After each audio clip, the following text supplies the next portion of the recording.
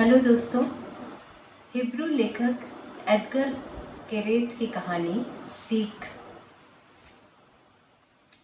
Dad ने मुझे BART Simpson का गुड्डा दिलवाने से मना कर दिया। मम्मा ने तो हाँ कर दी थी, लेकिन डैड ने कहा नहीं, मैं बहुत बिगड़ता जा रहा हूँ। अब कोई बताए। उन्होंने मम्मा को डांटा, क्यों लेकर दिया जाए इसे वह गुड्डा। तुम भी बस। इसके मुंह से रुलाई फूटी नहीं कि झट तैयार। डैडी ने कहा कि मुझे पैसे की कोई कद्र नहीं है, और अगर अभी से यह कद्र पता न चली तो मैं फिर कब सीखूंगा।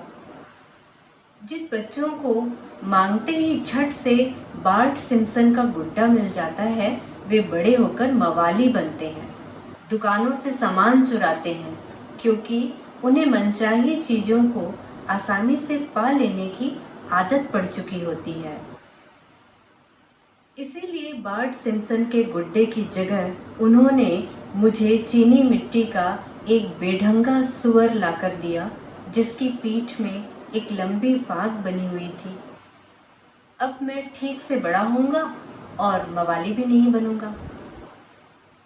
हर सुबह अब मुझे चाहे कितना ही खराब क्यों न लगे, दूध का एक कप पीना पड़ता है। मलाई वाले कप का 1 शेकेल मिलता है, बिना मलाई वाले का आधा। और अगर मैं फौरन उल्टी कर दूं तो कुछ नहीं मिलता। सिक्कों को मैं सुअर की पीठ में गाड़ देता हूँ। जब उसे हिलाओ तो आवाज़ होती है।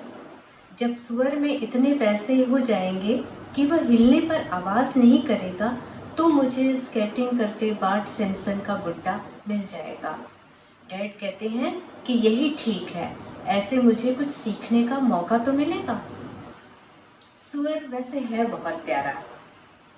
उसे छुओ तो उसकी नाक ठंडी ठंडी लगती है, और उसकी पीठ में शेकेल का सिक्का डालो तो वह मुस्कुराता है। आधा शेकेल डालो वह तब भी मुस्कुराता है।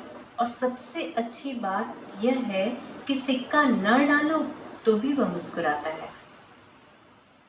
मैंने उससे नाम दिया है पेसेक्सन। पेसेक्सन उस आदमी के नाम पर जो कभी बहुत पहले हमारे लेटर बॉक्स में रहता था, और डैड बहुत कोशिश के बाद भी वहाँ से उसका लेबल उतार नहीं पाए थे। पेसेक्सन मेरे दूसरे खिलौनों की तरह नहीं है। वह बहुत शांत है, क्योंकि उसके भीतर रोशनियाँ, स्प्रिंग और लीक होने वाली बैटरियाँ नहीं हैं। हाँ, इतना ध्यान जरूर रखना पड़ता है कि कहीं पर टेबल से नीचे छलांग न लगा दे। संभल के पेसेक्सन, तुम चीनी मिट्टी के बने हो। उसे झुककर फर्श की ओर ताकते देखकर मैं उससे कहता हूँ। वह मेरी ओर देखकर मुस्कुराता है और बहुत धीरज के साथ इंतज़ार करने लगता है कि मैं उसे हाथ में लेकर नीचे उतारूँ। जब वह मुस्कुराता है तो मुझे उस पर प्यार आता है। हर सुबह सिर्फ उसके लिए ही मैं मलाई वाले दूध का कप पीता हूँ, ताकि उसकी पीठ में शेकेल का सिक्का डालते हुए मुझे दिखाई दे सके कि उसकी मुस्कुराहट में जरा भी फर्क नहीं आया है। आई लव यू पेसेक्सन, मैं उसे बताता हूँ। सच्ची, मैं तुम्हें मम्मा और डैड से ज़्यादा प्यार करता हूँ और हमेशा करूँगा। फिर चाहे तुम दुकानें लूटो या कुछ भी करो, लेकिन अगर इस टेबल से नीचे कूदे तो बस भगवान ही तुम्हें बचाए। कल डैड आए। पेसेक्सन को टेबल से उठाया और उसे उलटकर बुरी तरह से हिलाने लगे। संभल के डैड, मैंने उनसे कहा। पेसेक्सन के पेट में दर्द होने लगेगा। लेकिन डैडी बोले, ये तो बिल्कुल भी आवाज़ नहीं कर रहा। जानते हो युवावी, इसका क्या मतलब है? इसका मतलब है कि कल तुम्हें तुम्हारा बार्ट सिम्पसन का स्केटिंग वाला गुड्डा मिलने वाला है। वाह डैड, मैंने कहा, बार्ट सिम्पसन का वही वाला गुड्डा? लेकिन पेसेक्सन को ऐसे मत हिलाओ, उसे जरा भी अच्छा नहीं लगता। डैड ने पेसेक्सन को वापस टेबल पर रख दिया और मम्मा को बुलाने चले गए। जरा देर बाद वे मम्मा के हाथ से खींचते हुए भीतर आए। उनके दूसरे हाथ में एक हथौड़ा था। देखा, मैंने ठीक कहा था, उन्होंने मम्मा से कहा। अब यह लड़का चीज़ों की कद्र करना सीख रहा है। क्यों युयावी?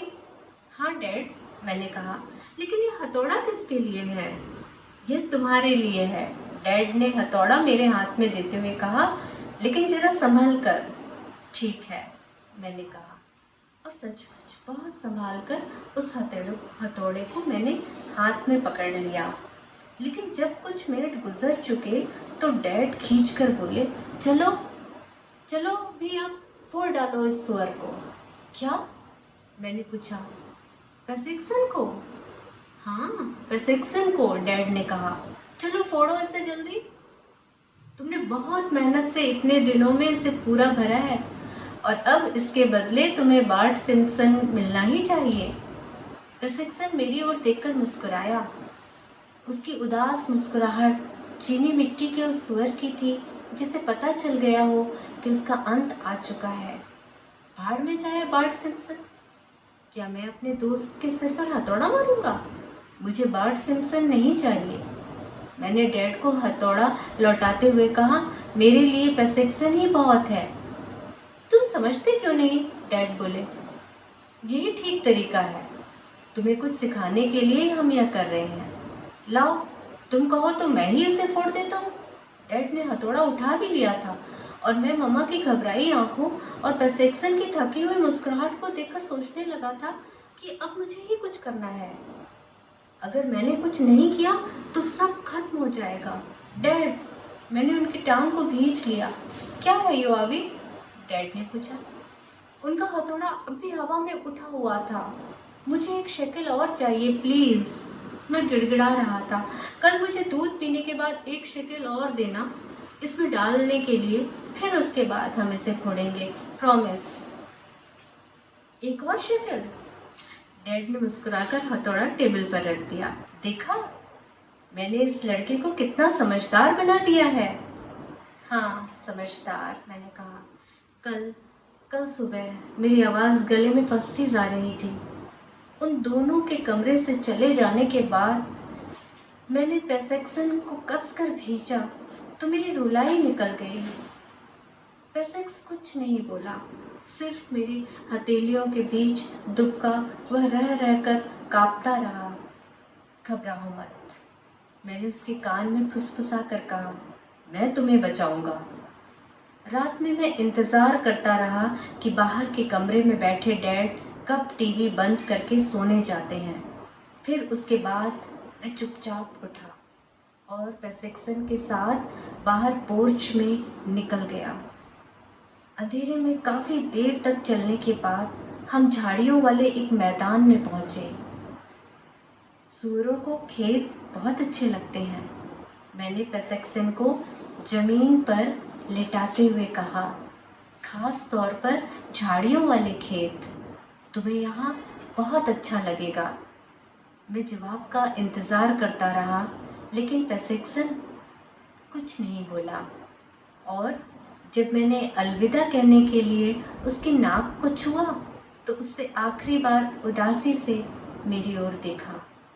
उसे पता था कि अब इसके बाद वह मुझे कभी देख नहीं पाएगा।